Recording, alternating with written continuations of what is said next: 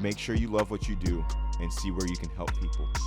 You know, and then I started putting those things together, and I'm like, dude, like, man, like it would be so cool to like sling pies like for a fundraiser and help with those funds to help people with, you know, how can I do this? You know what I mean?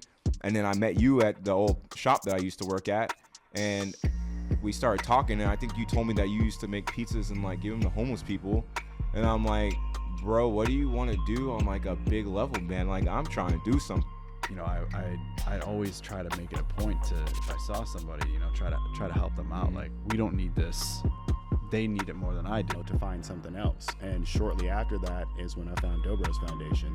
So it was like my passion was still there. The thing that I loved the most was still there. And then, you know, you guys just came and was like, all right, man, like this is what we're doing, you know, like check it out.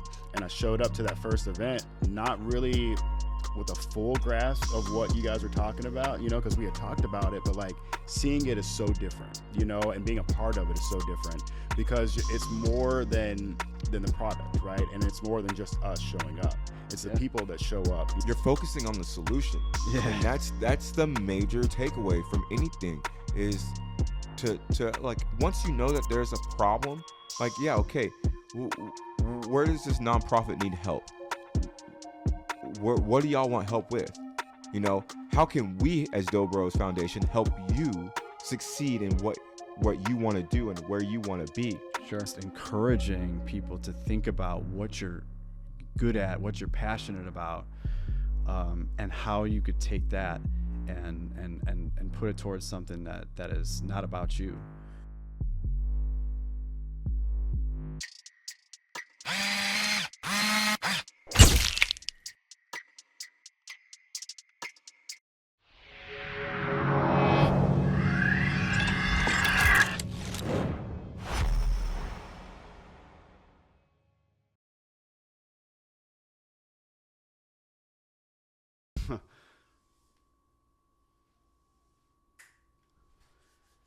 All right, you straight?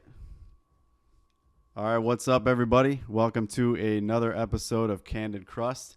I'm Mike, and I'm here with a special guest, Michael Blair. How you doing, Mike? I'm doing good. How are you, Mike? I can't complain, bro. I'm a little nervous. I'm always a little nervous when I start these, but I think more excited than anything. Very glad to have you on here, man. Michael is he's another member of our nonprofit. And he, you know, works with us on site to, you know, for a greater purpose. Mike, let me hear a little bit from you, my bro.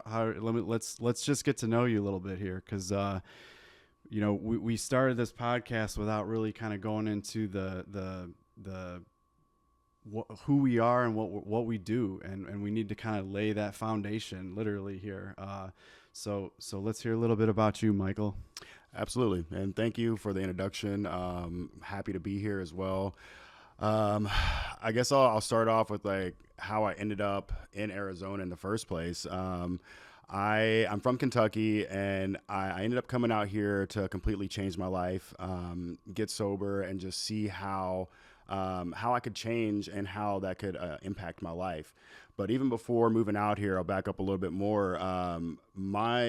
I guess my start with pizza came from my first job at 16, you know, and I was just like, man, this is awesome. You know, I enjoyed learning how to make pizza. I enjoyed just playing with the dough and like watching my creation come out of the oven, you know, like that was the one thing that was like, oh man, like this is cool, you know, like very cool. Yeah. You know, so like that's what got me my start. But like that first place I worked at, they used a press, you know, and I was like, I don't think this is the way to do it, you know? Yeah. And so I started looking for places to where I could learn how to like actually work with use the your dough. hands. Yeah, you know, yeah, just use my hands and actually like learn how to do it. Sure. And so, you know, I finally found a place and did that, and you know, started spinning the dough and doing all that, you know, and just really found a love for pizza.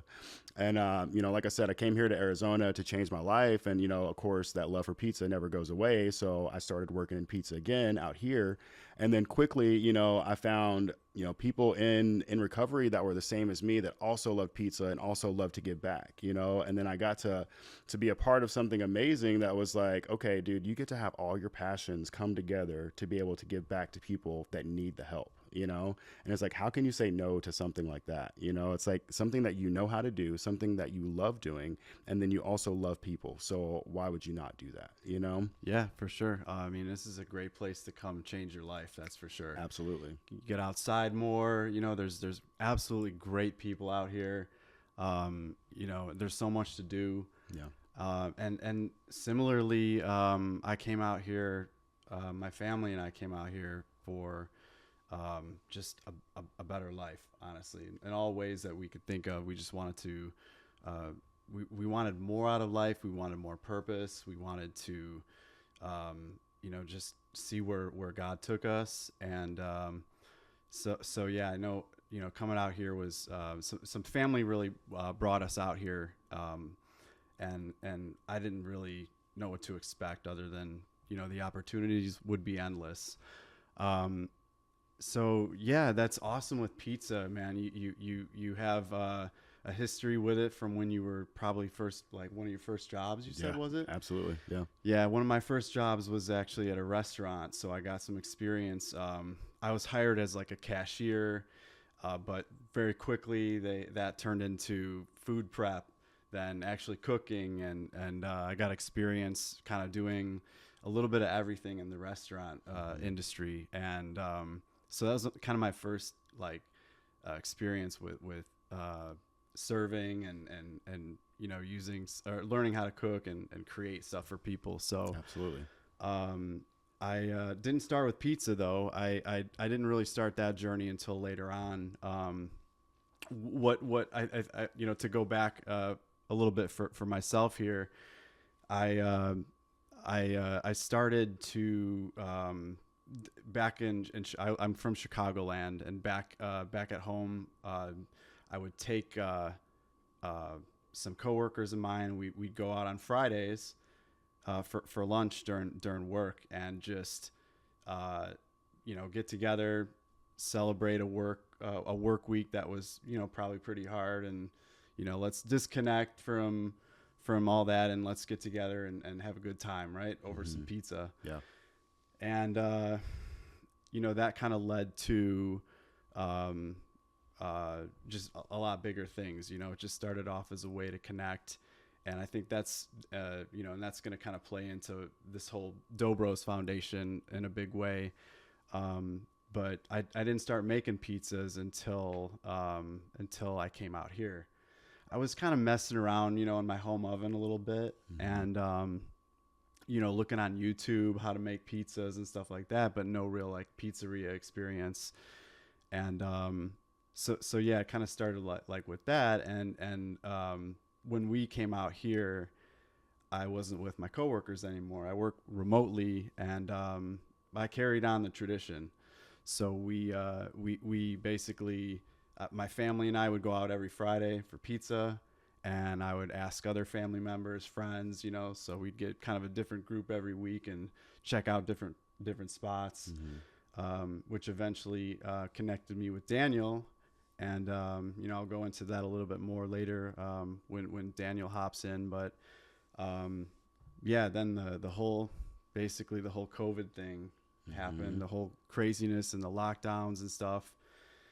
So that's really where it a lot of big things started to happen within me, and it was sort of where I feel like there was some transformation happening. You know, I don't know if you've felt that at all when you came out here and when things started to, you know, you started to, you know, look for more. I don't know if you noticed that for yourself, but yeah, the transformation I feel like started taking place when I feel like there was this strong need during that time to connect, which I think we could all probably agree and relate. You Absolutely. know? Yeah.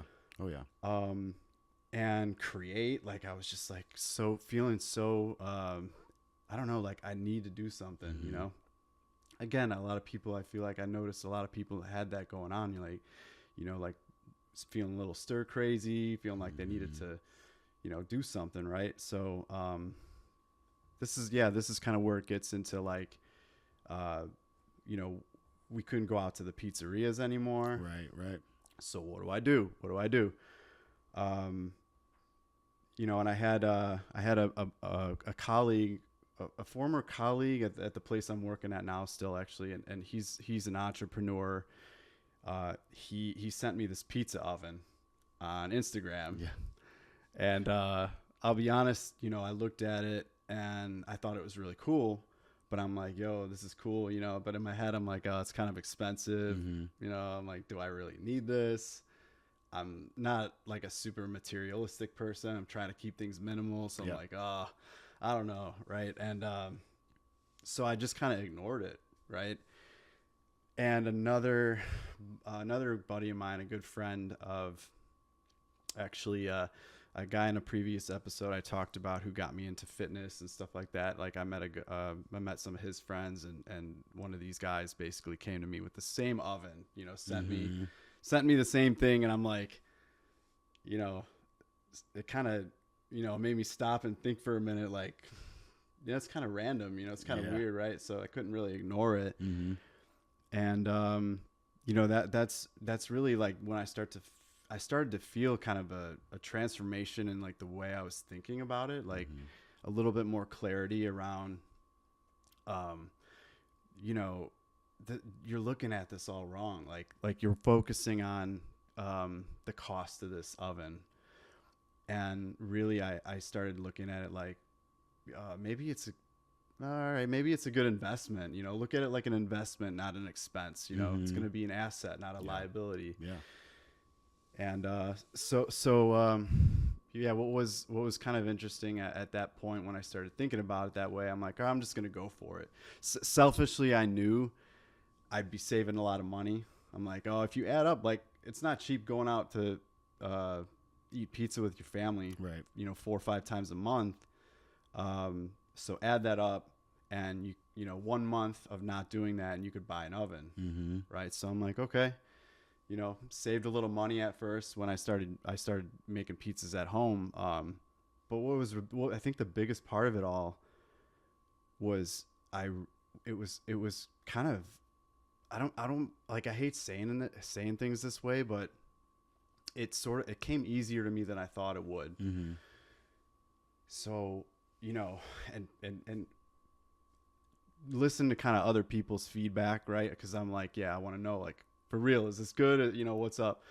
And you know, it's sort of, you know, it was obvious, like, this is something I'm gonna be doing, right? It was, and I immediately kind of looked like, this is a gift. You know, I've been dying to create, you know, and during that time, dude, I was creating art. I was making pizza.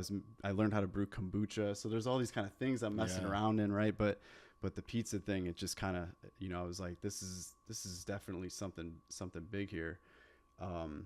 And yeah, that's like kind of how the whole, like, you know, the start of like this idea of I could do something kind of bigger with this, right? But again, it was kind of selfish at first. It was like, oh, we'll be able to save money, keep the tradition going. Yeah.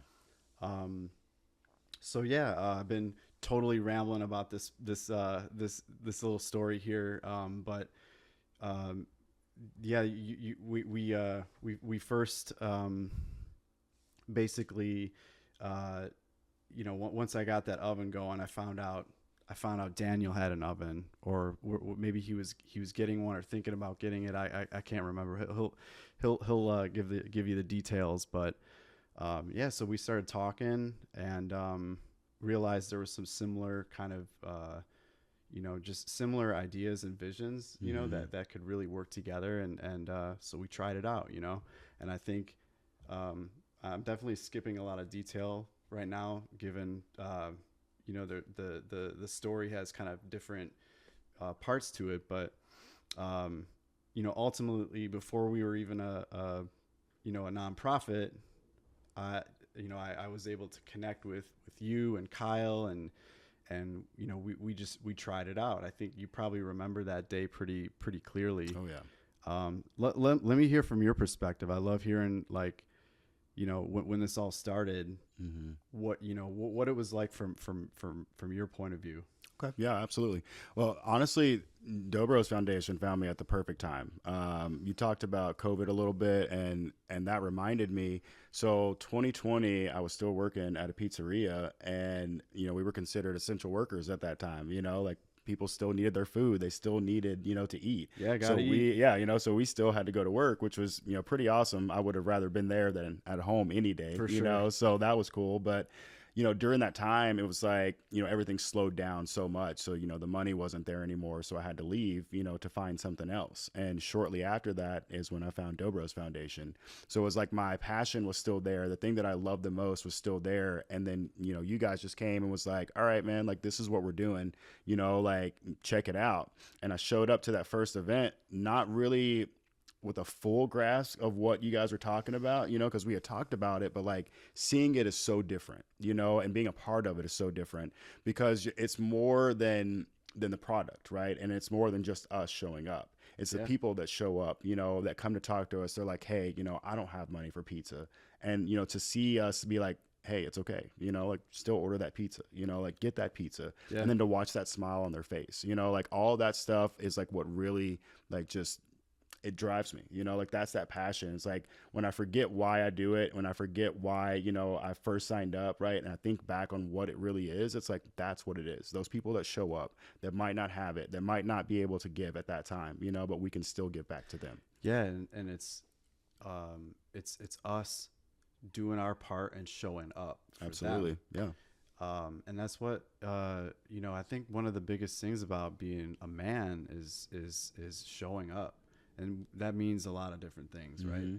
But for us, it's really about consistency. Absolutely. And being people who will consistently show up for you, and meet you where you're at, mm-hmm. right? But yeah, this is I just love hearing this, man. We share the passion, mm-hmm. And that's why when we came together, why it worked out so well. Mm-hmm. It wasn't about me. It wasn't about you. Right. It wasn't about Daniel. It wasn't about Kyle.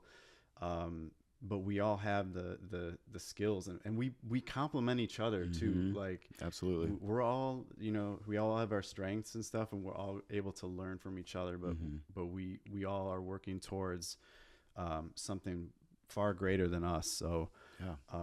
And it's, it's a day I won't forget because one, it was the first time that we did do that, but then like the times after, like we've just done better each time, so like that first time you never forget it, because it's like, okay, we're going to learn from this and then we're going to keep moving forward, you know? And I don't think that was the hottest one that we did, but I'll never forget that one either. That was,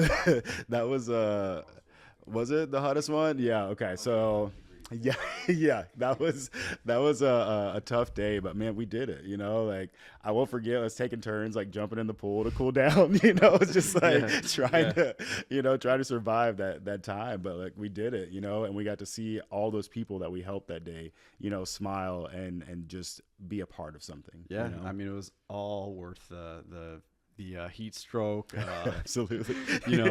I think I literally had heat stroke on. I don't know if it was that first hot one or we did two hot ones and we said we're never gonna do them again like that. But we'll see if we're gonna stay true to that. Maybe we'll do a couple more in the heat. Who knows what where this takes us? But I'm pretty sure I drank like 12 bottles of water. I probably used up 4 or 5 hydration packs that day. Oh yeah. And but I'll never forget. For as hot as it was, man, everybody was just vibing. Mm-hmm. And that's anytime you had a chance to just stop and look and take that in, like that's what was going on. And that's I think the biggest part of, beyond our passion is the connection. Mm-hmm. And that's, for me, that's what it all stems from.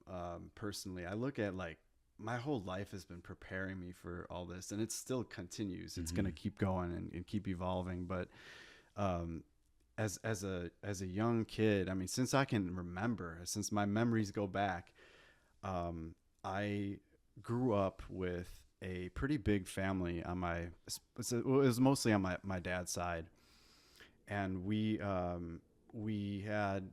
Everybody was kind of all over the country. We didn't all live by each other. Kind of some of us did, and but not all in the same place, right? Mm-hmm. So getting together was a tradition we had, though it only happened like once or twice a year. And one of those times was always around the 4th of July. And I'll never forget. We actually, my dad hosted a annual party at our house every year. Ironically, he called it the minutia, Yeah. right? But it was actually a pretty big deal. Yeah. So that was kind of the joke. But everybody would get together. My grandparents would come out when they were alive. My cousins, my aunts and uncles, friends, really close friends, our friends. Everybody was there, and the yard we would fill with games, volleyball, badminton. We had a pool. We had played bean bags. My dad was the grill master, so we're cooking all day, eating, partying, just having a really, really good time. Probably blowing off fireworks that were a little bit questionable and dangerous and stuff. I remember blowing my hand up one year with a fire or with a bottle rocket. Yeah. But ultimately, the group, we would always get together the day before this party, and we'd go to our favorite pizzeria, and it was in Calumet City, Illinois, a suburb of Chicago, and it was everybody, we agreed it was like the best pizza, and everybody, that's debatable, right? But everybody, what they grew up with, they think is the best, right? So we all would gather at this place every year before our party, and we would take up their like party room. It was like a private room, and that was the only space they had that could fit our whole family, right? Every once in a while there would be another family that booked it, and we'd have to like figure out something in a different part of the restaurant, but we always showed up, and it was a core memory for me, right?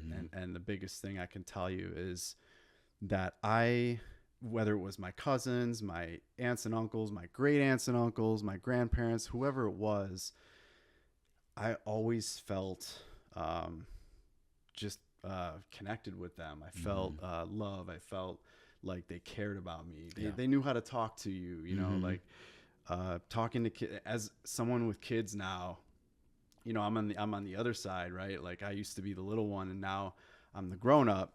And I see how how important it is to talk to children and engage with them, right? Yeah.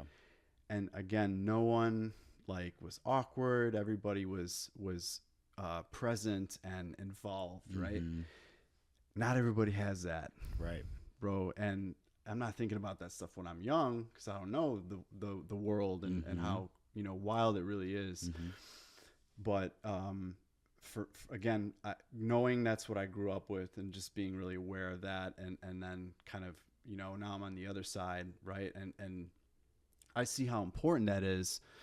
The part about this whole Dobros Foundation, when I mentioned connection, that was really like what I was focused on when I wanted to start something, when I wanted to do more with the talent, right? I thought, how could I use this passion and this gift to kind of give back in a way where I'm kind of trying to give people what I was getting, right? Because I saw how important that was. That's the kind of stuff that it helps you, just being loved, right? Helps you be confident. You have support. You can be more successful. Just not feeling alone, like you don't have anybody, right? Like I had things that I know people just flat out don't have, right? And I think everybody deserves that, and not everybody's willing to meet everybody who doesn't have that, right? So yes, this was like a, how do I channel this thing into something to help people be more connected. So that's kind of like the backstory on really the how pizza ties into it since I was young. Absolutely. Yeah. Let's see. So, what else? There's with that, I think, there's definitely more, way more to it. But again, I kind of mentioned just feeling like I've been prepared for all this. So those are just some milestones I'm thinking about, along the way that. Yeah, absolutely. And, you saying, I've been prepared for this, that just goes, or I guess reminds me, I guess about my life in general, right? We talked about being in recovery, but like my everyday life, I still get to help people out every day, that are struggling with mental health issues, addiction. And by no means am I, a medical professional, but I am in a role where I get to help people that are struggling in these different positions be able to find the help that they need, So literally every day of my life, I'm getting to help people, and that's what we're doing with Dobros Foundation as well. So it's like, that's my life. That's my passion. That's what I enjoy doing. And I love that we get to take my other passion of pizza and bring it all together, and then I got my boys with me too, so how can I be upset about that, Yeah, no doubt, man. There's no doubt there's been, for all of us in our own ways, preparation for, for this to kind of happen and to grow. I'm so grateful for all that. I think, I wonder sometimes, like I feel, I'm very grateful to realize and recognize, like, everything I've been doing, like everything in my life has prepared me. Even my full-time gig, it's completely, like, on the surface, it's completely different than all this. I'm a graphic designer, and I work on events though. Now, not the same industry, but the experience there to help put on these events, like, it comes from all that, man. Yeah. So I can't deny it at that point. And I think though, like, I don't want to say like I feel bad, but I know there's people who have a hard time kind of understanding, like, purpose, right? Like, how do I find my purpose? Or sometimes I hear like sounds like you have some stuff really figured out. And I'm like, I do, but I don't. Yeah. I think what it is like, I'm saying no to things that are not purposeful, right? And the more that I realize what those are, right, the more I can, like, focus on something that's not about me. So I can, again, like, focus on, like, what we do together is for a bigger purpose. It's not for me or for you. Right. So yeah, just thinking about, like, how I even got into this position is just, again, I'm trying to avoid distractions, avoid things that I know are, like, I know where they're going to take me. And if it's not, here going to help others, then, I think that's just where I've been, God has been guiding me to, to stay on a good path.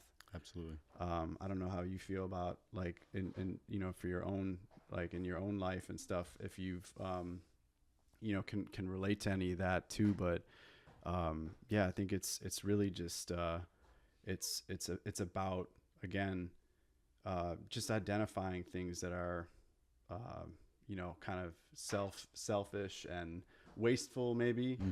I know you're involved with some really cool stuff, outside of the pizza thing that probably, would be hard to do if you were, heavily distracted and, kind of, just not really honed in on your purpose. Absolutely. Yeah. And, again, it all goes back to just that passion for people, like you talked about outside of the pizza and whatnot, I do have my volleyball stuff that has completely changed my life, but I get to, in that aspect as well, I get to help people physically, mentally, across the board. People know my background. They know where I started in recovery. So even though, volleyball might not be something that is recovery related, like, they still know that, and they still can come and celebrate, those milestones with us. And it's just absolutely amazing that, we can create that space for people and, and just be able to have that available to anyone that needs it, For sure. How long you been doing the volleyball stuff for? I think 4 years now.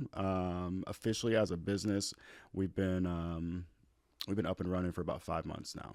That's awesome, man. Yeah. And just to relate it to all this, like, what are you seeing from your point of view, like having that, and organizing all that, like, what's it doing for everybody else?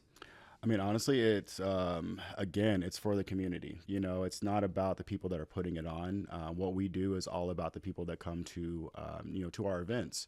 You know, we supply food, we supply water, we supply sunscreen. You know, all the things that they could possibly need while they're there, just so that they don't have to think about all those things. You know, it's just like, no, just show up, play, have a good time. You know. Yeah. And I feel like we do the same thing, right? It's like we supply everything. We're going to supply those smiles. We're going to supply the food. We're going to supply everything, right? Yeah. Everything's going to be there. You show up and just be a part of, you know? Sure. And I love being able to do that and supply that for people that need it. You Yeah. know, it's like we're here. We are ready to help you, to serve you, and just allow us to do that, you know? Yeah.